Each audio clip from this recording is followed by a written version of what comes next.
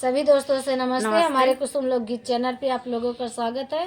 एक छोटा सा प्यारा सा देखिए, हम दोनों सहेली नाच पर के गीत सुनाने चले हैं। गीत अच्छे लगे लाइक सब्सक्राइब करिए, कमेंट में बताइए।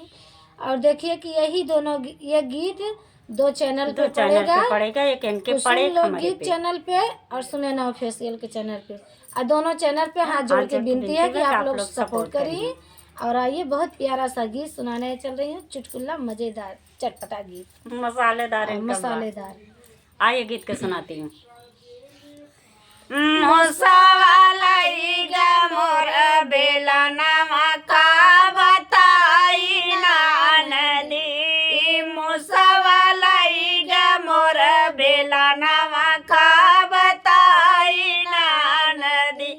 सासू है रखे तवा ससुर खारी हनवा सजनवा हे रैना मोर सजनवा हे रैना, मोही बारी फूलवरिया मोर सजनवा हे रैना, ओही बारी फूलवरिया मोर सजनवा हे रैना।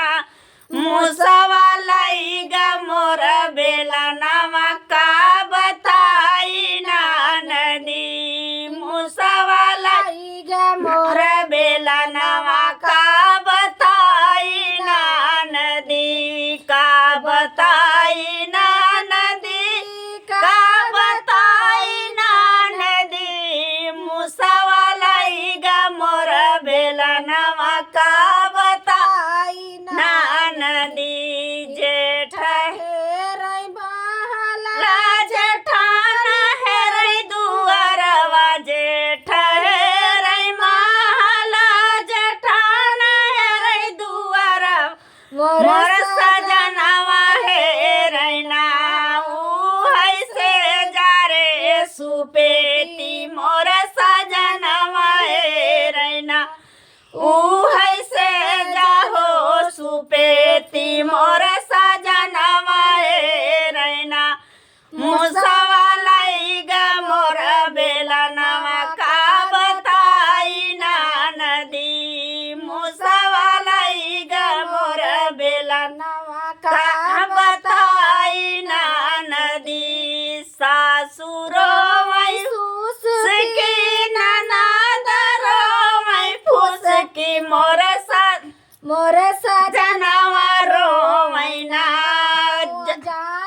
गाँवा जमनवा मोर सजनवा रोवैना। सासरो वै फुसकी ननदरो वै फुसकी मोर सजनवा रोवैना, जानै गाँवा जमनवा मोर सजनवा रोवैना।